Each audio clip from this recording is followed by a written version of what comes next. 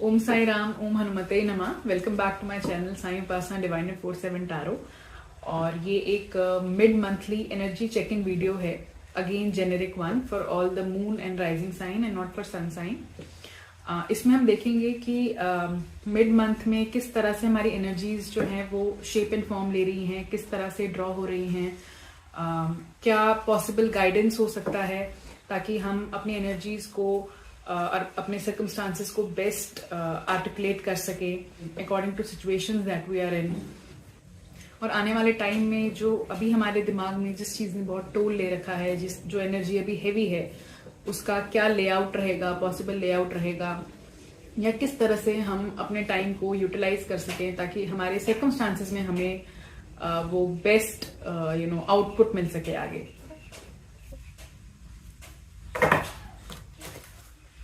तो शुरू करते हैं। लेट्स स्टार्ट विद एरीज और मेष।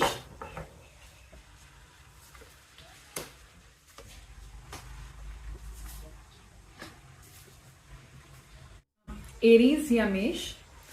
सो मुझे ऐसा लगता है कि कहीं ना कहीं आप थोड़े से डिसअपॉइंटेड हो सकते हैं। डिसअपॉइंटेड इन द सेंस कि वो एनर्जी आप में नहीं है जो आप चाहते थे। जिस तरह से शुरू करना कोई चीज या किसी चीज को एग्जीक्यूट करना जिसे हम कहते हैं, तो कहीं ना कहीं मुझे उस एनर्जी में थोड़ा सा वो अभी मुझे डिमिनिश्ड ज्यादा लग रही है, रेदर देन कि आप थोड़ा सा उसको पावरफुली आगे एग्जीक्यूट करते।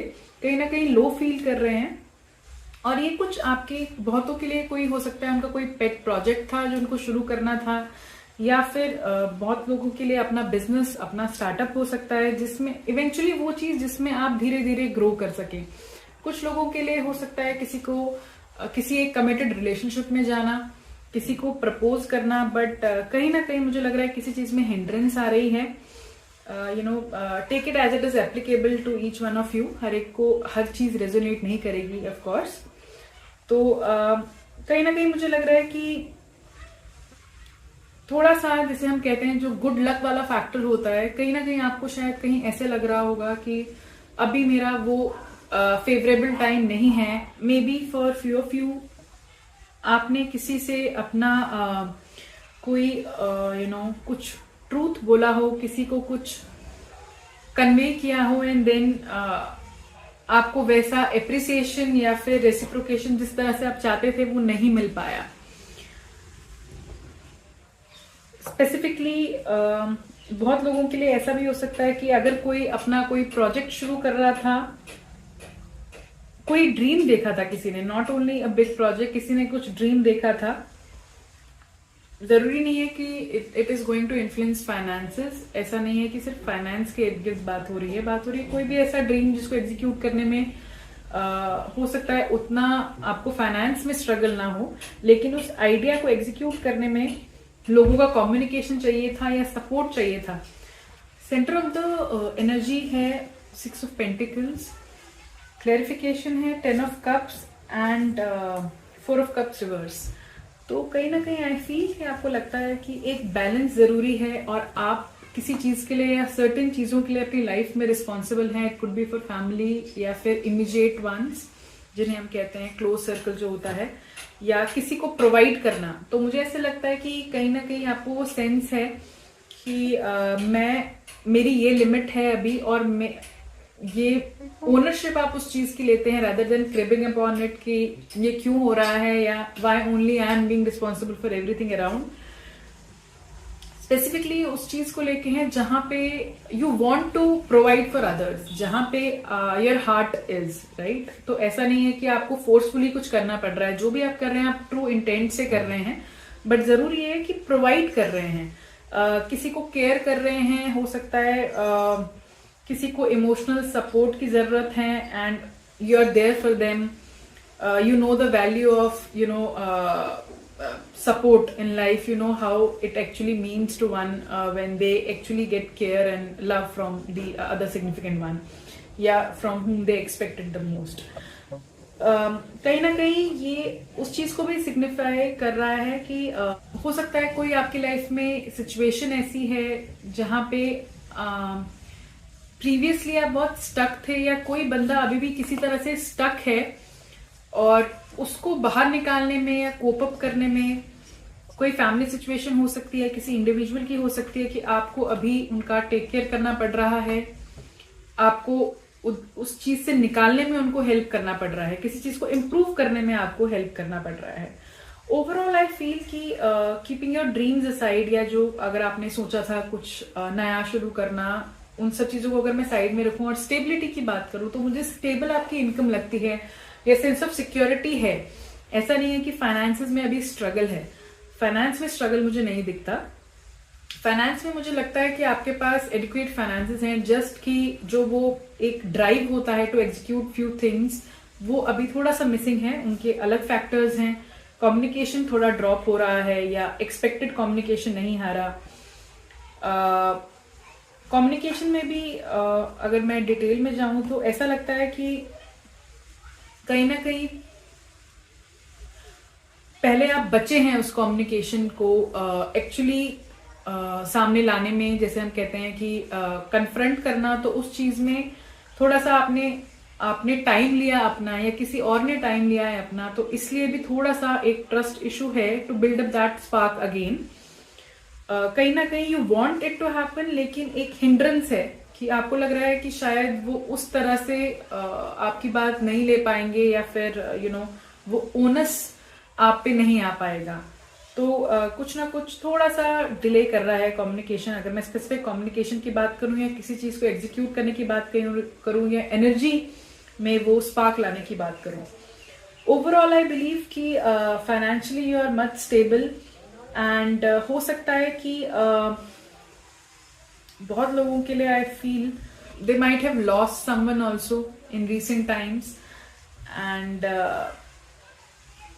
कुछ लोगों के लिए एप्लीकेबल है कि कोई फैमिली मेंबर या close one, they might have lost them, sorry for the loss though. And time लगा एक स्टेबिलिटी आने में, या वापस उस करेज को डेवलप करने में to function in the world again. तो उस चीज को स्टेबलाइज करने में टाइम लगा है, एंड पहले काफी एक हार्ट ब्रेक से भी आप गुजरे हो सकते हैं। For few of you this is applicable, but अब you are much thankful for the stability you have right now in spite of everything that happened lately.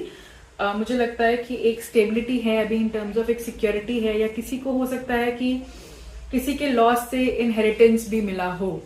For few of you this is also applicable. Definitely मुझे लगता है कि एक ऐसे moment से आप लोग बाहर निकले हैं जहां पे थोड़ा सा स्ट्रेस था, स्ट्रेस बिल्डअप हुआ था, या ऐसा पहले हो चुका होगा, या फिर ऐसा भी हो सकता है कि ऐसा टाइम आते आते रह गया, आपको ऐसा लगा हो कि हम बच गए। जैसे हम कहते हैं बाल बाल बचना, किसी एक ऐसी चीज से जो थोड़ा सा डिजास्ट्रस होता है, जो थोड़ा सा स्ट्रेसफुल होता है। कुछ लोगों के लिए ऐसा हो सकता है एक सिचुएशन आई हो जो आके गुजर गई हो, और उनको ऐसे लग रहा हो कि ये बहुत ज्यादा डिजास्ट्रस हो सकती थी, लेकिन थैंकफुली विद गॉड्स ग्रेस, या फिर जो भी वेल विशर्स हैं उनकी ग्रेस से, ये turn out to be somewhat manageable. आप उन चीजों से निकल पाए, उसका स्कोप उतना वाइड नहीं था। एंड अगर ऐसा हुआ है तो उसमें यकीन मानो आप लोगों का खुद का मैनिफेस्टेशन पावर बहुत यूजफुल रहा है, बिकॉज आई कैन सी कि मैनिफेस्ट करना या प्रे करना, but with pure intention and then belief system, that matters. सिर्फ प्रे करना और बिलीव ना होना फुल रिजल्ट नहीं देगा कभी। तो आप लोगों ने बिलीव रखा है, और बहुत लोगों ने चाहा है कि वो चीज से हम निकल पाए, और उस चीज से वो निकले हैं। एंड अगर ऐसा सिचुएशन एप्लीकेबल है तो उसमें एक ऐसी चीज भी हो सकती है कि किसी से आप सपोर्ट चाह रहे थे, एक फीमेल फिगर से, बट वो सपोर्ट आपको नहीं मिला, बट इंस्पाइट दैट आप उस चीज से निकल पड़े।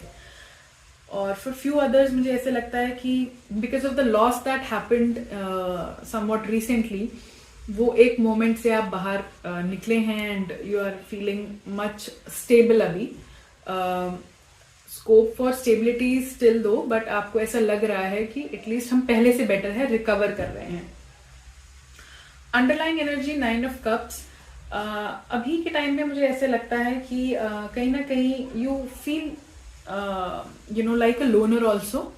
आपको ऐसा लग रहा है कि you can provide to yourself, I mean better है किसी और से एक्सपेक्ट करने से कि हम खुद को प्रोवाइड करें, खुद के इमोशंस को चेक में रखें और ज्यादा एक्सपेक्टेशंस ना रखें। और मुझे ऐसा लगता है कि आप लोग अपनी छोटी छोटी खुशियों से ही अभी सेटिस्फाइड हैं। मतलब छोटी छोटी चीजें जो लाइफ में हैं, आप अगर खुद को आप टाइम दे पा रहे हैं, अगर पढ़ रहे हैं फिर भी पढ़ाई कंप्लीट करके फॉर एग्जांपल कुछ एंटरटेनमेंट पे फोकस कर रहे हैं, देन खुद को भी टाइम दे पा रहे हैं, नींद पूरी कर रहे हैं। अगर आप वर्कोहॉलिक हैं, आप जॉब करते हैं, तो फिर खुद को भी टाइम दे पाना आई गेस, या टाइम पे अपना डिनर करना, लंच करना, या जो हमारे क्लोज सर्कल हैं उनसे मिल पाना है। किसी छोटी छोटी चीजें आपके लिए अभी बहुत मैटर रखेंगी बहुत लोगों के लिए, and you are okay with that. आप कुछ बड़ा अभी एक्सपेक्ट नहीं कर रहे हैं, आप उस स्टेज पे हैं कि छोटी चीजें जो हैं we are fine with it. मतलब एक ठहराव लाइफ में,